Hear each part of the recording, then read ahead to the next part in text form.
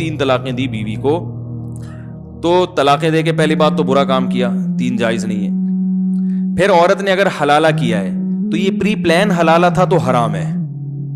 Pre plan کا مطلب عدت گزرنے کے بعد اس خاتون نے کسی مرد سے نکاح کیا اور پہلے سے ایگریمنٹ کیا کہ آپ نکاح کے بعد ہم بستری کے بعد مجھے طلاق دے دو گے, تو یہ ایگریمنٹ کی وجہ سے یہ حلالہ کیا ہو گیا؟